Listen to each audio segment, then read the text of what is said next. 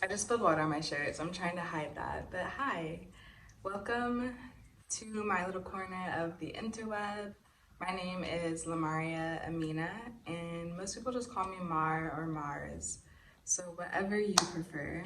So I am currently living in Jambiani, which is a small village on the island of Zanzibar, which is a part of the country Tanzania or Tanzania. I've been here about like 5.5 weeks, 6 weeks now. And a little backstory, I was in Thailand up and from like March, right when COVID happened, to September.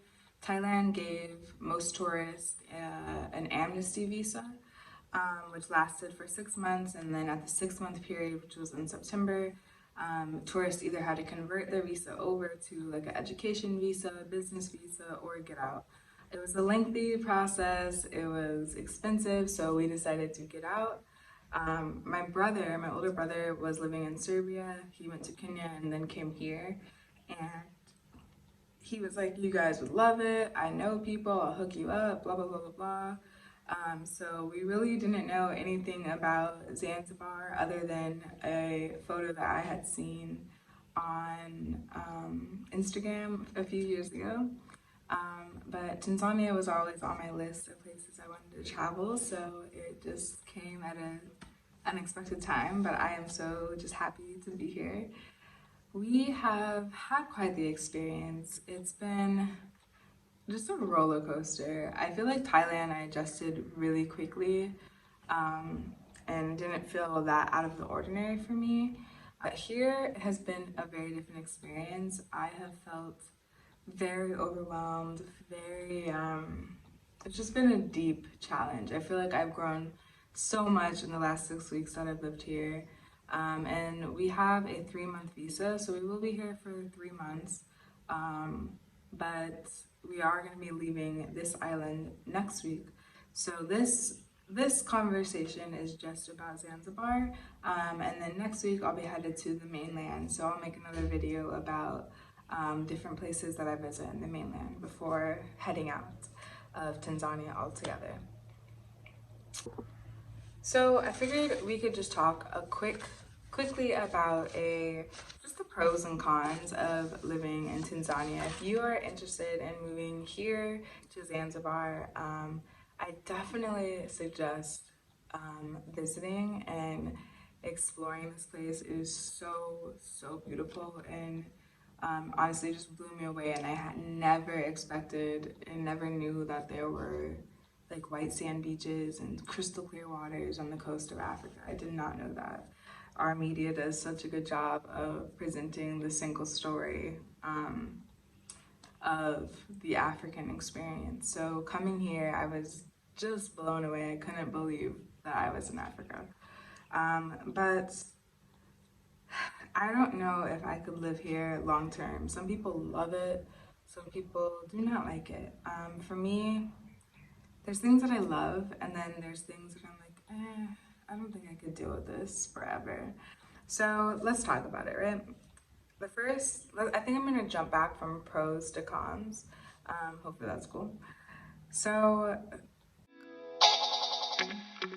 the very first thing is the beaches. Like I said, the landscape of Zanzibar is so incredible. I have never seen water like this.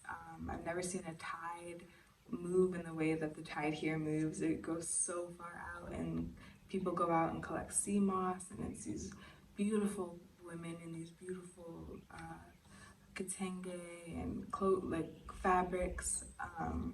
Colorful fabrics against this white sand and dark bodies. Like, it's so beautiful.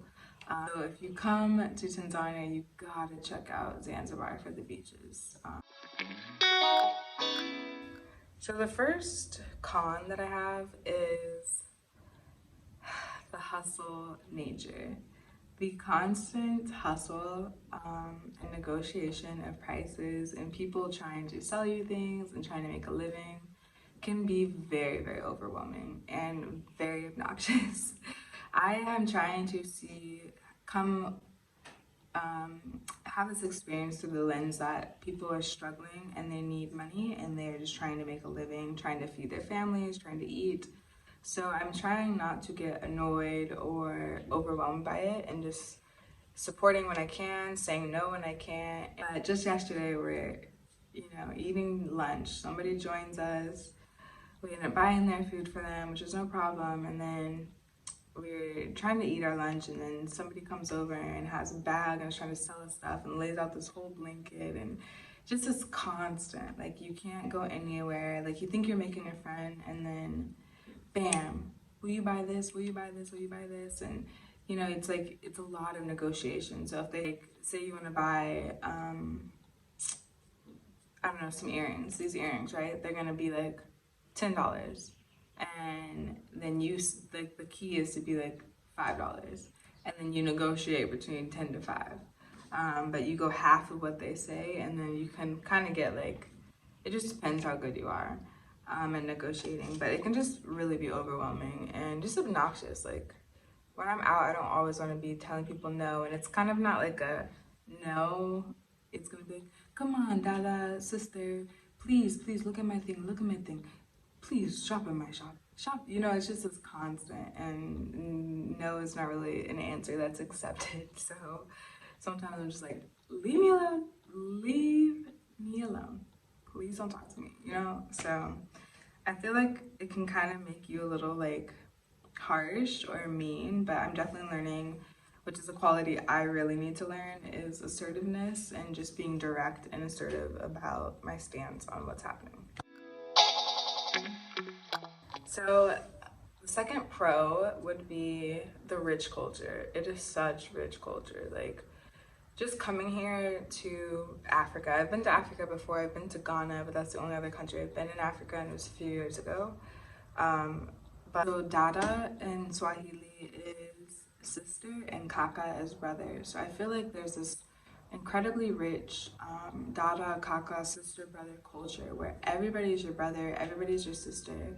And I don't know, that's how you move in the world. Like, this is not a place where you walk past somebody and you don't say hi. Like, that's very, very rude to not speak to everyone that you come in contact with. And you may be walking and you stop and you talk for 10 minutes to this one person, then you walk a little bit further and you're eating lunch at their house next. Like, it's just this, it's a very beautiful culture. The clothing is really beautiful.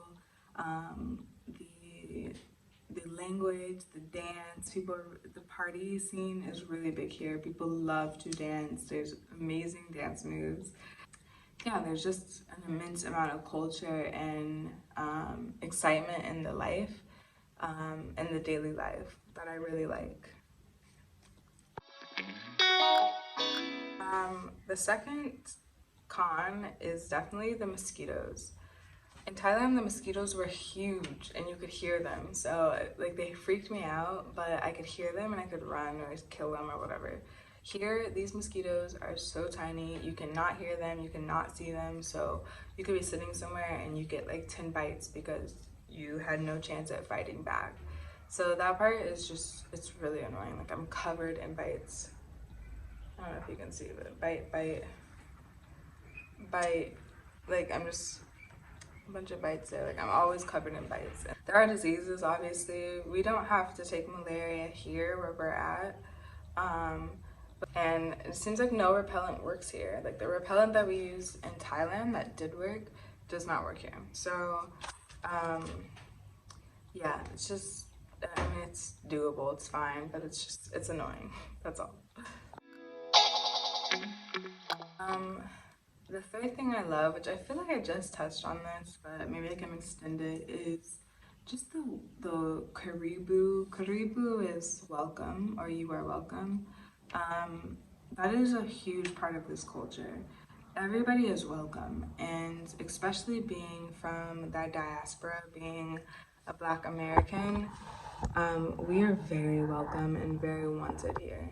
And the way that I've just felt so embraced, and me from the diaspora not knowing where I come from, not knowing the origins of my bloodline, coming here, they're like, you don't know your origins, you're from Tanzania, we are the same, you're from Africa. So it's just such a, for somebody who has longed to have identity, longed to have home, longed to Just felt like I belonged somewhere. Coming here, definitely, you can feel like you belong, especially if you make the effort to learn the language and, you know, learn the customs, all of that. The people here will welcome you as a native as soon as you prove that you want to be a native. This one is so annoying. The power outages and the Wi-Fi, those things are serious here. In Thailand, sorry, I keep going back to Thailand. It's just where I lived before this, so it's kind of my comparison. In Thailand, there are power outages. There could be some very often, sometimes not. Here, they're damn near every day. Like, you have a power outage at least once a day. And it could last anywhere from 5 minutes to 5 hours, 10 hours, the whole day. You just never know. So always keep your electronics charged. Always, yeah, just be prepared because be prepared to have a hot day because the fan won't work, the air won't work. So power outages is definitely a thing. And then also Wi-Fi. Wi-Fi, at least on this side of the island, is not good at all. We didn't have Wi-Fi for the last 2 weeks, which was because of the election. Don't ask me questions, but for whatever reason, the government cut the Wi-Fi for like 2 weeks when the election was going on, and it just came back on like 2 days ago. But yeah, the Wi-Fi is just always, it won't connect. It's just really finicky, really just it's not reliable at all. You can get like a SIM card. My phone's not unlocked, so it doesn't work for me. There is like this little router, but we just haven't been in the area where you can buy those yet. But we'll be there next week, so hopefully I can get one. But yeah, it's annoying, but I mean, you learn to live without it, but when you do need it, it can be really frustrating when you can't, have power when you don't have Wi-Fi.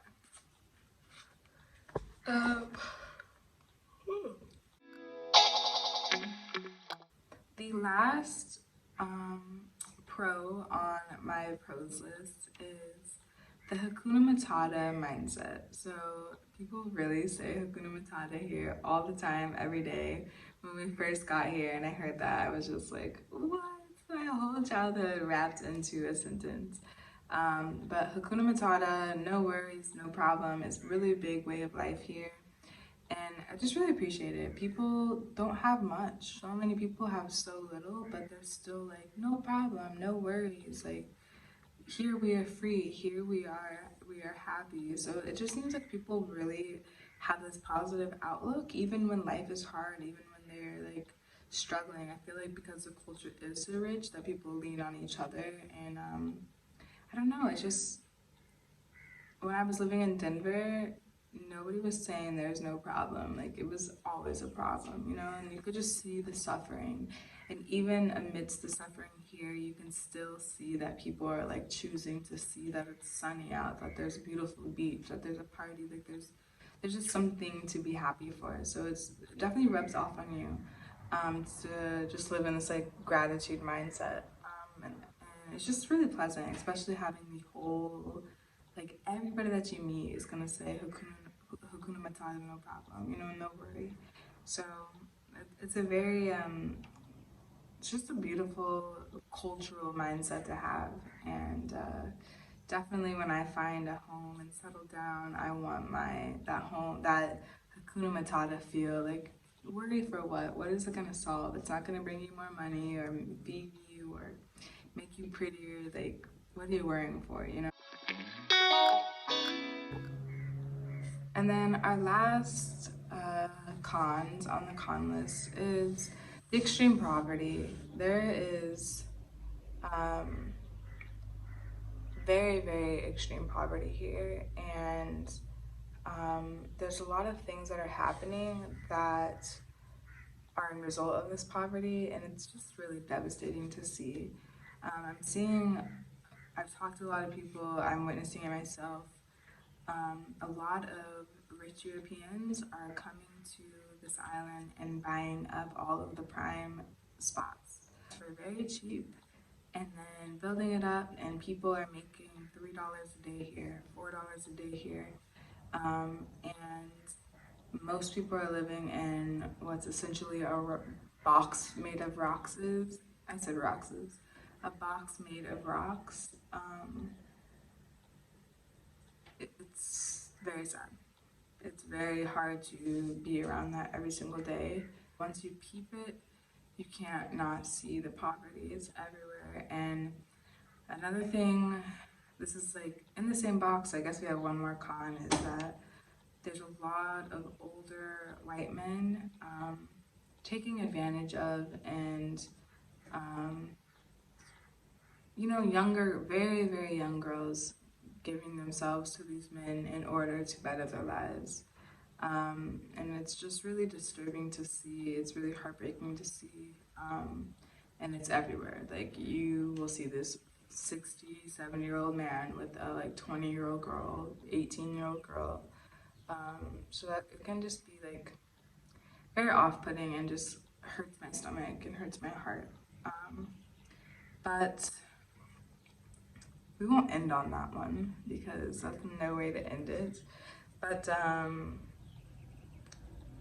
I think overall, I really love this place. Overall, I think it's a great place to learn. It's a great place to invest. It's incredibly beautiful. The people are incredibly welcome. For me, I don't know personally if I could live here longer than the 3 months that I'm gonna live here. I'm not gonna lie, I being in such an underdeveloped place has its challenges, and I don't know if I'm necessarily cut out. But I know this place is going to be developing, and there's lots of investing to happen. So I would be very interested to invest and to have some roots here. But I think I would just, I don't know if it feels like home. There's places that I've been that I'm like, oh, this is home, I could live here. I haven't necessarily felt that here. But nonetheless, I'm just so grateful for the experience and highly, highly recommend coming to Zanzibar. It truly is a one-of-a-kind experience. And yeah, just try it for yourself. I think that's the best. You can watch all of these videos, you can, you know, see all these pros and cons, but I think ultimately it could be amazing for you or it could not be. So you really just have to come and find out for yourself. But I would say, I don't know if I would necessarily pack up all my stuff and come here. I would come here first and see how I like vibe with the place, you know, because I think it really is one of those places where it's like either it's for you or it's not. So just when you come, be prepared to be strong, be assertive. You gotta be think quickly as far as like negotiating and, you know, character judgment and all that. But yeah, I highly would recommend coming to Zanzibar. I'm excited to be in Tanzania. I can't believe we only have like, I think like 6 weeks left, which is so crazy because I feel like how has it already been? How has it already been 6 weeks? But it has. But anyway, I think that's all I have for you guys. Thank you for watching. Thank you for investing in this journey with me. We have, hopefully by the time this goes up, we have 100 subscribers, but we're like a little less than 20 away from 100, so we will get there. That was my goal, was like 100 subscribers before this year is up. And we're definitely gonna do that. So thank you guys so much for encouraging me and being interested in this journey. And yeah, I hope that you come and visit Tanzania, come visit Zanzibar. You will not be disappointed. And I hope that these 4 pros, 4 cons kind of gave you just a little more experience or knowledge on what you could possibly expect. And mind you, this is my experience. I've only been here 5, 6 weeks. I've only been on this particular island, so take that with a grain of salt. But my motto is go explore for yourself. You gotta know for yourself. Don't take anyone else's word for it. With that being said, you guys, thank you, and I will see you soon. Don't forget to like, comment, subscribe, and bye guys.